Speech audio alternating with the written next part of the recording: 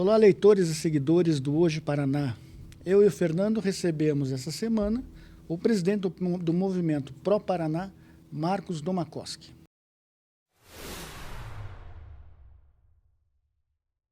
Bem-vindo, presidente. Obrigado pelo convite.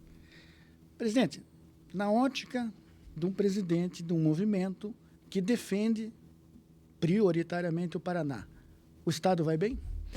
O Estado vai bem. Eu acho que o Estado do Paraná é um Estado privilegiado, porque ele tem aí uma série de bons governos, bons governantes trabalhando pelo desenvolvimento do Estado do Paraná. Atualmente, nos parece que com algumas conquistas, com a pacificação do Estado, os três poderes trabalhando em harmonia, o meu sentimento é de que o Estado está avançando. Nós temos aí um PIB crescendo acima da média brasileira. Se pegarmos os valores aí históricos do PIB desde 2019 até hoje, ele está subindo aí aproximadamente 70%, né? Temos aí muitos investimentos em infraestrutura, muitos investimentos que pareciam impossíveis hoje estão se materializando. E, além de nós termos um agro extremamente forte, né, que segura a nossa economia e que foi capaz de atravessar períodos como o da pandemia sem grandes solavancos aí no nosso desenvolvimento. Eu acho que o Paraná vive um bom momento, né? É um estado onde nós temos aí um executivo atuante, um legislativo atuante e um judiciário atuante conversando entre si para o bem do Estado do Paraná. Agora, para aquele nosso leitor, e no caso do nosso canal aqui, né, telespectador, entender um pouco melhor o que é o movimento Pro Paraná, qual é a origem do movimento Pro Paraná e no que ele se baseia. O movimento Pro Paraná surgiu há 25 anos atrás por inspiração de um jornalista, Francisco Cunha Pereira Filho, que ele entendia que era importante você unificar as forças vivas da sociedade paranaense na defesa dos interesses do Estado do Paraná.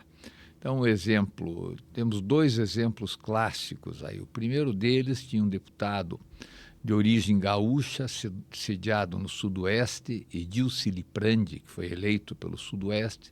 Em algum momento, ele que tentou dividir o Estado do Paraná em dois, Estado do Paraná e Estado do Iguaçu. As forças vivas da sociedade, naquela época, se reuniram para combater essa ideia que entendíamos extremamente inconveniente ou desagradável para nós fragilizarmos a nossa boa economia paranaense. Na sequência, aí foi formalizado esse movimento Pro Paraná em 2001, onde a primeira bandeira do movimento foi buscar compensações para o Estado do Paraná por conta dos prejuízos advindos do alagamento das terras para a construção de Itaipu. O Paraná perdeu 7 quedas, que era uma beleza natural importante, e o Paraná perdeu muito das terras férteis, que foram alagadas por conta do lago de Itaipu. E, por outro lado, a energia gerada pela usina de Itaipu, majoritariamente ela ia para atender o mercado de São Paulo. E o ICMS sobre energia, diferentemente de todos os outros produtos, não é na origem, e sim no destino. Então, nós perdemos terras férteis, perdemos 7 quedas e não ficamos com a arrecadação do ICM oriundo da energia que ia para São Paulo. Por conta disso, pleiteou-se os royalties de Itaipu, né, especialmente para a compensação dos municípios lindeiros. E isso realmente foi uma conquista histórica que transformou e ajudou o Paraná a se desenvolver. Maravilha, Fernando. Interessante. Nessa questão dos municípios lindeiros, o que representa hoje esses royalties para o desenvolvimento desses municípios em valores? É muito substancial nos seus orçamentos públicos? É extremamente substancial nos seus orçamentos públicos, né? Quer dizer, ao longo desses 20 e poucos anos aí, esses municípios, se olhar a série histórica, eles desenvolveram muito acima da média dos demais municípios do estado do Paraná. E até hoje você tem uma série de obras de infraestrutura do estado do Paraná que são financiadas por Itaipu, além dos royalties. Então, aproveitando a tua pergunta, Fernando, vamos pegar o exemplo de uma ação que o Movimento Pro Paraná fez e que se materializou. Nós, num grupo de pessoas que contemplava ex-governadores, ex-reitores, etc., preocupados com a infraestrutura do Estado, nós fomos fazer uma visita ao superintendente do DENIT, para entender dele qual seria uma obra que nós poderíamos ajudar a destravar. E ele, à época, disse, olha, tem um projeto aqui que está pronto, os paraguaios já estão de acordo, só que o que falta é alguém que pague essa obra, que seria a segunda ponte Brasil-Paraguai. Pois bem, nós saímos do DENIT e era governo Michel Temer, a governadora era Cida Borghetti, e nós fomos fazer uma visita ao Marcos Stan, que era o diretor-geral de Itaipu à época. E falamos a ele que, quem sabe, como ele teria ali um curto período à frente de Itaipu, a maneira dele se perpetuar, a passagem dele seria que se Itaipu pagasse essa obra. Ele disse, olha, não depende de mim, depende do presidente Temer.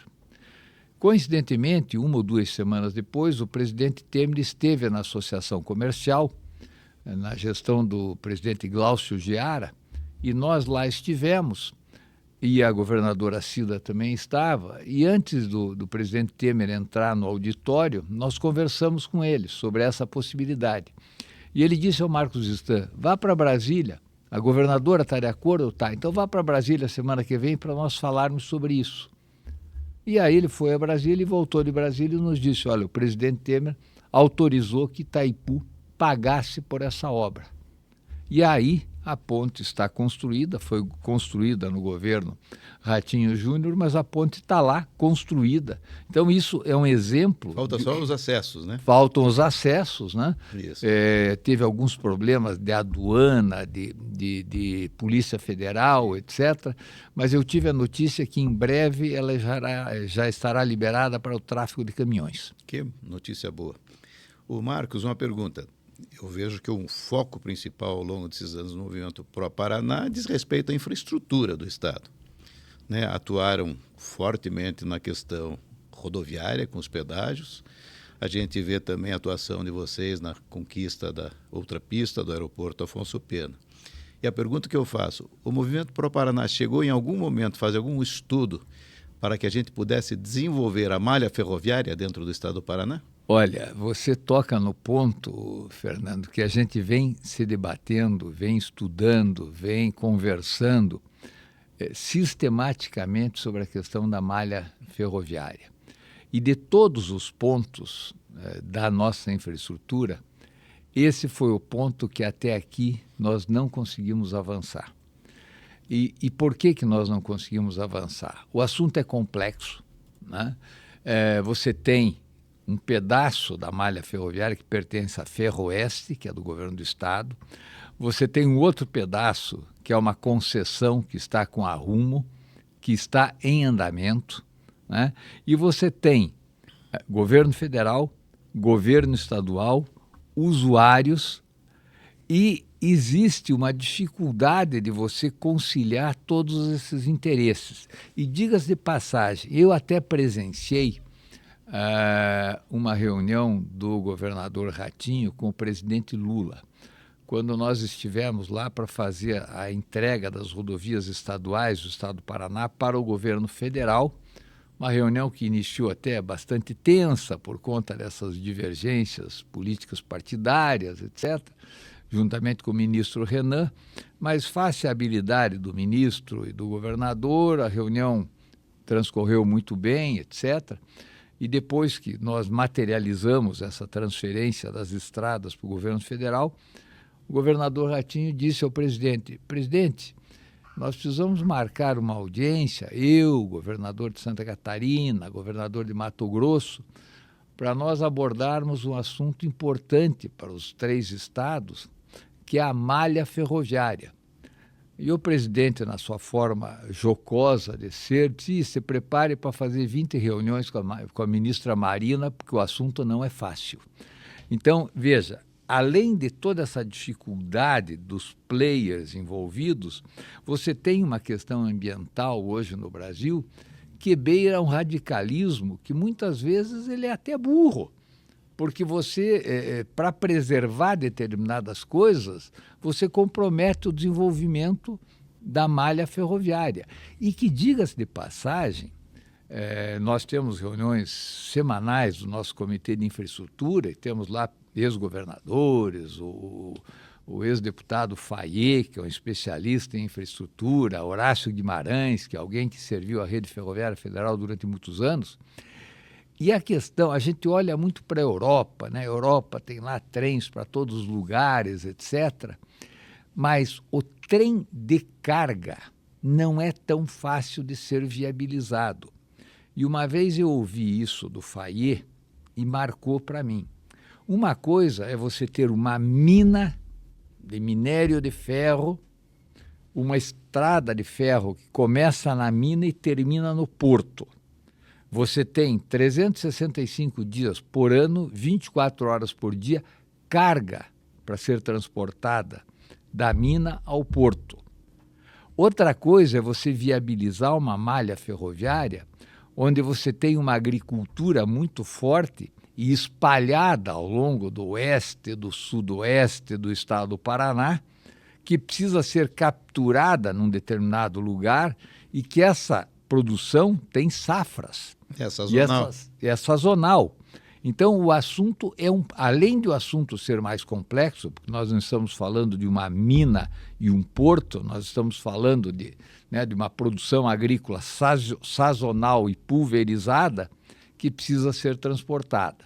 Mas, evidentemente, que é um assunto que permanece, digamos assim, na nossa agenda, né? Durante muito tempo, a gente ouviu um discurso da nova Ferroeste, tá? Que seria investimentos de bilhões de dólares, tá? Quando, na verdade, você numa caminhada, ela começa pelo primeiro passo. Então, se nós conseguirmos aqui resolver o gargalo da Serra da Esperança, nós já teríamos um avanço extraordinário na viabilização desse modal ferroviário. É um assunto que está sendo estudado, né? Tem vários elementos do governo estadual, do governo federal, com um grupo de trabalho, e nós estamos acompanhando tudo isso para ver em que momento a gente pode colaborar. É interessante, viu, André, porque eu vejo o seguinte, o Marcos falou muito certo. As pessoas que viajam fora do Brasil, especialmente na Europa, muitos se valem só do trem para se deslocar. Né? É uma outra realidade. Por exemplo, se nós tivéssemos o privilégio de ter uma linha ferroviária que ligasse Curitiba a Florianópolis, por exemplo, naqueles trens de alta velocidade, como os Frecciarossa na Itália, nós estaríamos deslocando de Curitiba a Florianópolis em pouco mais de 1 hora. Desovando a 376. E 376 deixava de ter importância.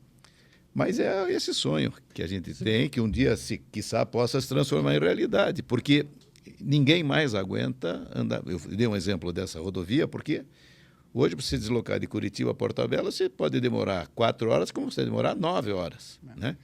Agora, o Marcos tocou num ponto sensível, mas muito interessante e até importante debater, Marcos. A questão ambiental é um problema, porque é uma questão ambiental versus progresso. É um negócio difícil de se estabelecer. Você veja, o movimento foi um parceiro enorme do governo do estado na construção da ponte de Guaratuba. Não só na engorda do litoral também. Sim, estou citando lá porque a dificuldade para viabilizar essa ponte, uma dificuldade maior, foi na questão ambiental. Foi conseguir as licenças. Não é possível a questão ambiental se sobrepor ao progresso. Nesse sentido, até é interessante, e através do veículo de vocês, que tem uma grande abrangência, a gente fazer algumas reflexões com os nossos ouvintes. Vamos lá.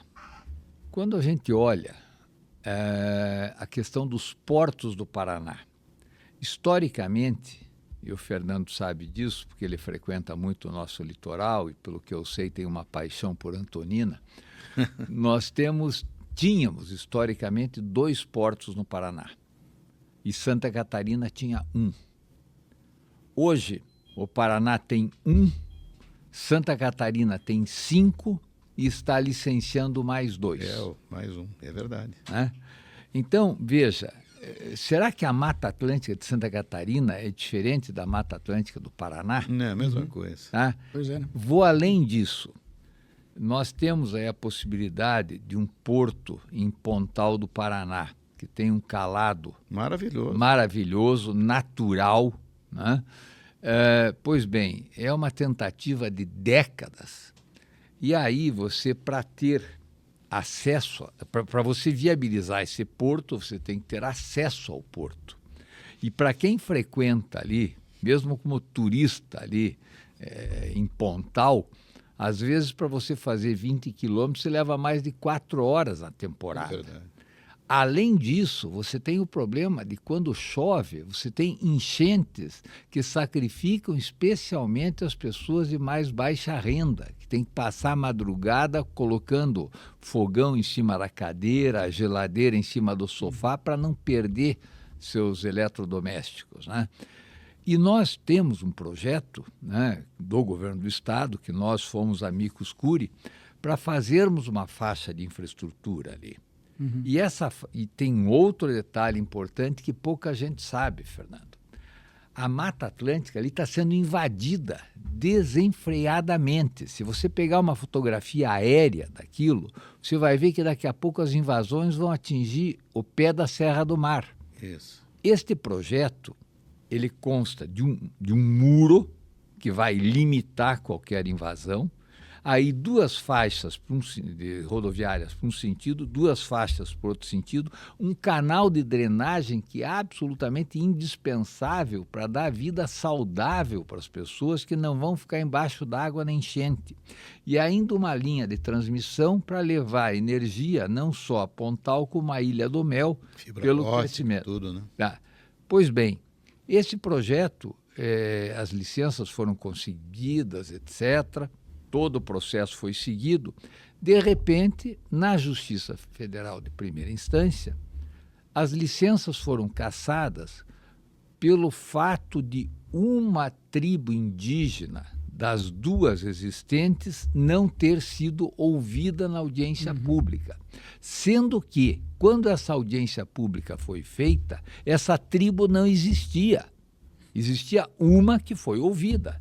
Essa uma se desmembrou em 2. Por conta disso, foi um dos argumentos usados para que as licenças fossem cassadas. Tá?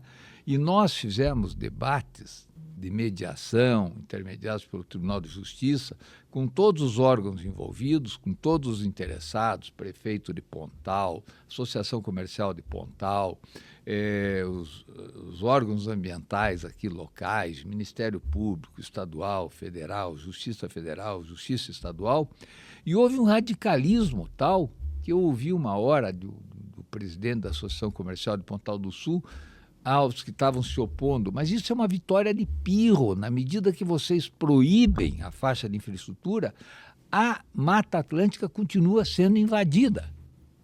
E nós ouvimos, naquela reunião, disse, não interessa, nós temos uma decisão de primeira instância e nós não abrimos mão dela. Até o magistrado federal que lá estava disse, pois é, mas essa decisão é frágil, ela pode ser revisitada em segunda instância. Aí aqueles que estavam lá radicalizando disseram, não nos interessa. E aí o governo do estado recorreu à segunda instância, nós fomos amicus curiae dessa causa, tá? E felizmente, em segunda instância, foi restabelecida a licença e a obra pode ter continuidade. Vai continuar? Vai continuar. Porque o primeiro movimento que foi feito para se criar esse acesso de infraestrutura foi no governo do Beto Richa.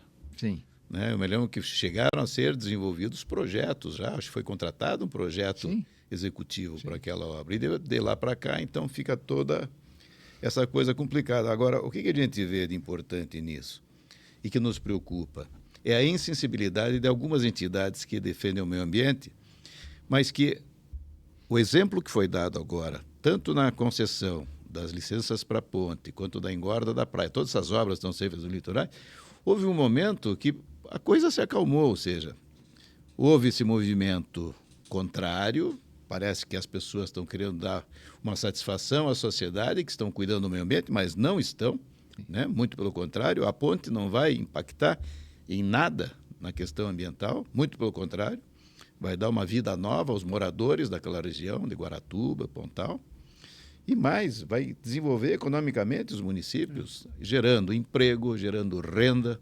arrecadação de tributos. Então, é uma operação ganha-ganha. E o difícil disso tudo é você partir por um processo de conscientização àqueles que, em todos os momentos, colocam uma pedra no caminho. E é uma pedra que sempre está sendo removida ultimamente. Então, claro que a gente tem essa expectativa que logo, logo essa barreira para se criar essa infraestrutura que tem que chegar até o porto, ali chama-se Pontal do Poço, né? Mas, na verdade, o porto agora se chama Mar Alto. Mar Alto. Então, isso tudo é progresso, né? E essa população que está ao longo da linha, como o Marcos diz, vai ser extremamente beneficiada. Marcos, você vê, então, possibilidade, diante dessa conversa, de se revitalizar aquela estrada entre Praia de Leste e Pontal? Sim. Duplicar, talvez? Não, na verdade, veja... Porque não saiu ainda nenhuma informação de uma atuação ali, né? Não, o que aconteceu? Tá? Essa audiência aconteceu, para ser preciso, acho que foi em junho ou julho, tá? Em que as licenças foram restabelecidas por decisão de segunda instância. Houve uma tentativa, primeiro, de tirar de pauta. Os 3 desembargadores não concordaram com o pedido.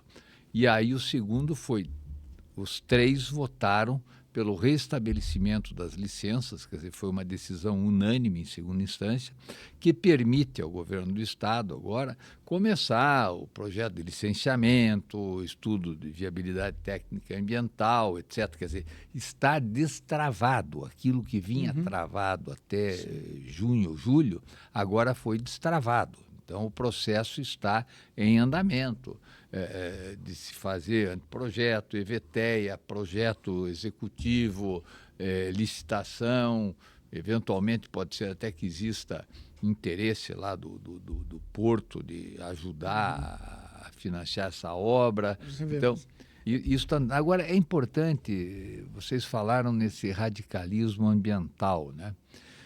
Tem alguns dados assim que vale a pena a gente refletir sobre eles. Nesta ponte de Foz do Iguaçu, a segunda ponte que a gente falou, salvo o melhor juízo, houve 5 exigências ambientais. Tá?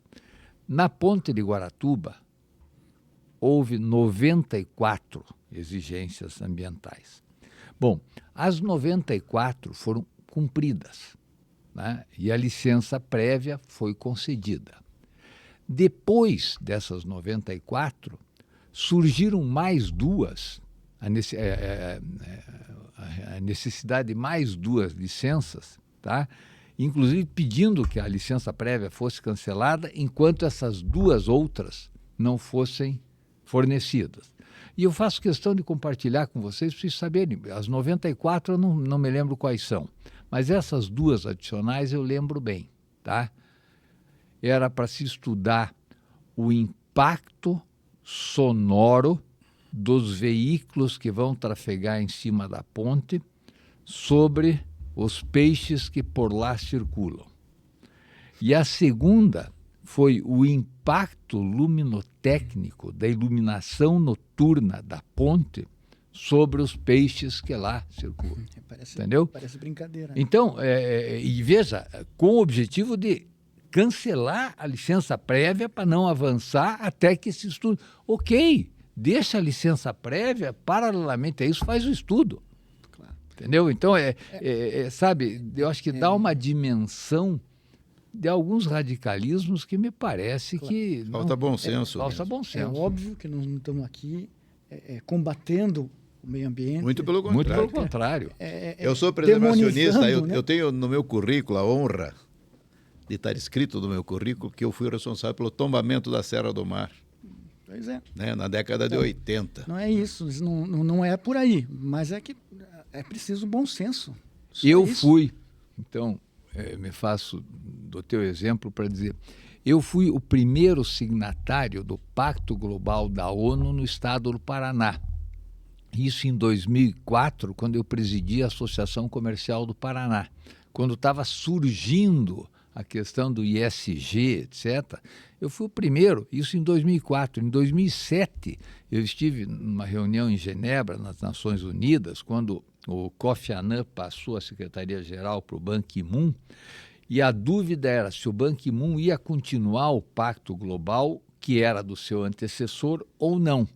Então, nós fomos para lá, num grupo de 40, 50 pessoas, e o Ban Ki-moon não só continuou o Pacto Global, como ali ele criou um outro movimento chamado Caring for Climate, que era um movimento adicional ao Pacto Global de preocupação com o clima, com o meio ambiente e com o planeta, né?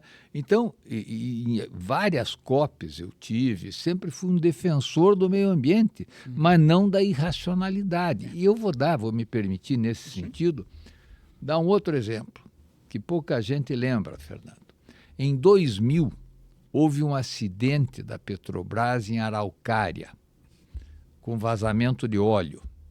Aquilo demandou uma ação do governo do estado contra a Petrobras, que em 2020, nós estamos falando do ano 2020, houve um acordo, um termo de acordo entre o governo do estado e o presidente da Petrobras, para que os recursos fossem depositados. O governo do estado, quer dizer, a Petrobras fez algumas exigências, os órgãos ambientais, etc., precisaria criar um conselho, que chama Conselho de Recuperação de Bens Ambientais Lesados, para aprovação desses recursos.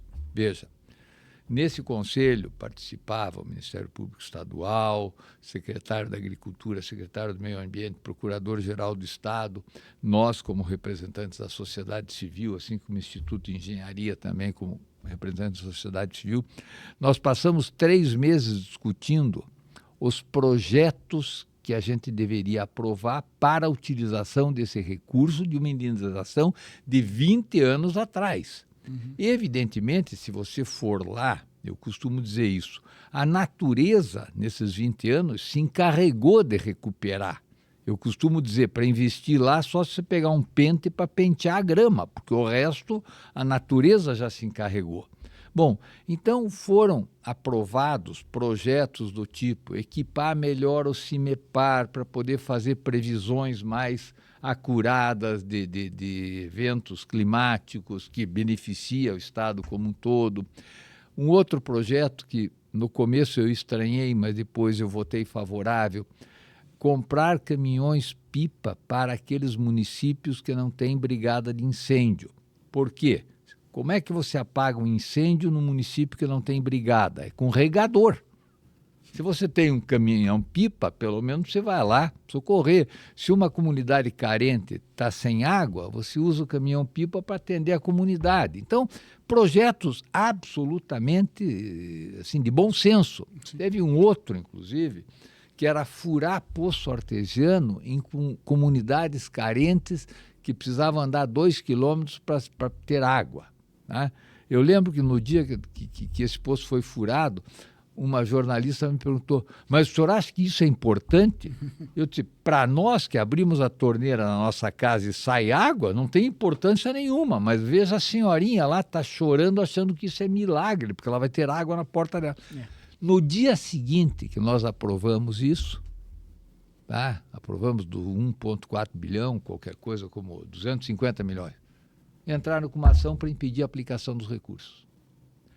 De um acidente de 2000, que foi depositado em 2020, nós estamos conseguindo liberar esses recursos agora numa mediação feita na Justiça Federal por 2 magistrados federais. Já conseguimos liberar agora, em 2025, qualquer coisa próximo de 300 milhões. Então, você vê, um troço de 2.000, em 2025, nós estamos brigando para liberar em benefício da comunidade. Então, cadê o bom senso? Pois é, esse é o grande problema. Nós estamos caminhando para o final, mas a gente falou bastante do movimento. O movimento foi um grande parceiro, é um grande parceiro do governo do Estado nessa revitalização do litoral como um todo, né? Eu acho que o Marcos deve concordar, nunca teve uma intervenção tão grande no nosso litoral, né? Veja, Fernando falou há pouco, né? Nós temos Guaratuba com 40 mil pessoas, do lado de Matinhos com 60 mil pessoas, né? Guaratuba, esses 40 mil se valem de Joinville para qualquer necessidade maior. Esses 60 mil de Matinhos se valem de Paranaguá. A hora que você une, você tem uma população de 100 mil habitantes. Nós que frequentamos o litoral sabemos o que isso representa. Você viabiliza bons hotéis, bons restaurantes, clínicas médicas, ensino de primeiro, de segundo grau, entendeu? Você transforma a cidade, porque com uma concentração de 100 mil pessoas, você estaria entre os 10 principais municípios do estado do Paraná. E com a tendência de aumentar bastante essa população. Com certeza absoluta. Né? Não, Então, não só isso, passar o litoral ter atividade ao longo do ano. ao longo do ano. Em vez de na temporada. Você tem já Guaratuba com uma vida própria, dinâmica, né? Você tem Matinhos também. Caiobá ainda é um balneário, né? Ela opera bastante durante a temporada. Agora, tem muita gente hoje de cidades maiores do Paraná que estão indo morar lá, né? Eu vou me dar como exemplo. Né? Hoje eu sou um cidadão meio curitibano, meio guaratubano. Então, eu passo 3 dias em Curitiba e 4 em Guaratuba. A minha esposa, que faz um trabalho de consultoria, que fazia em Curitiba no notebook dela aqui, hoje perfeitamente ela faz lá em Guaratuba com muito maior qualidade de vida, né? Respirando ar puro, podendo, de repente, andar, e etc. E tal. E dessa mesma forma, eu vejo que tem muitos amigos meus curitibanos que hoje já estão morando ou estão pretendendo morar logo depois que a ponte fique pronta. Sem dúvida nenhuma. E até nós falamos em radicalismo. Tem um outro ponto que eu vou aproveitar para mencionar para vocês, que nós envolvemos muito, que foi a engorda da Praia de Matinhos, que houve uma resistência absurda. E nós também fizemos, em parceria com o Instituto de Engenharia, uma nota técnica de apoio. Né? Pois bem, nesta obra, não sei se vocês lembram, houve uma determinação do governo de fazer a engorda. Não só pela engorda, mas principalmente pela macro e micro drenagem, que quando chove, especialmente aquela comunidade lá do Tabuleiro, sofre muito, que são pessoas mais simples, têm suas casas alagadas. Então era uma obra social fundamental. Houve uma resistência tão grande que num determinado momento os diretores do IAT, que eram responsáveis pela execução da obra, sofreram busca e apreensão nas casas deles de projetos. Eu já vi busca e apreensão de arma, de dólar, de projeto eu nunca tinha visto. Isso foi um fato que aconteceu aqui para sair aquela engorda. Então as pessoas, quando olharem para aquela engorda, olharem para aquela drenagem, lembre-se que alguém sofreu busca e apreensão de policial com algema de manhã cedo para pegar projeto na casa das pessoas. Quer dizer... É curioso que chega agora na temporada, todo mundo quer pegar uma praia. Aí ninguém vai lembrar É verdade. de defender, né, meio ambiente, ninguém vai lembrar, né, de saber de projeto. É curioso. Marcos, obrigado pela tua participação, obrigado por ter vindo conversar com a gente, foi uma conversa boa. Né? Eu acho o seguinte, nós precisaríamos fazer mais outra com o Marcos, porque assunto é o que não falta. Não falta. Né? A gente vê a importância do movimento Pró-Paraná hoje, sob a liderança do Marcos, e um corpo de companheiros lá de muito valor. Né? A gente conhece lutas, todos tem eles. Várias lutas. E eu imagino que a gente só tem aqui que desejar que os próximos projetos sejam exitosos, como tem sido esses ao longo dos últimos anos. Muito obrigado pela oportunidade de falar um pouco do movimento Pró-Paraná. A gente, como cidadão paranaense, fica orgulhoso e satisfeito e gratificado. Tem lá o nosso ex-governador Mário Pereira que diz: a nossa remuneração por esse trabalho voluntário é a satisfação de ver as obras sendo materializadas. E é isso que nós pensamos no movimento. Muito bem. Ok, obrigado. Acesse o Hoje Paraná, hojepr.com. A edição impressa do jornal já está lá, está disponível para você folhear à vontade e ter acesso a um bom jornal. Acesse as nossas redes sociais, né, no @hojepr, o Instagram, TikTok e todas as outras. Né? E semana que vem voltamos com outra conversa.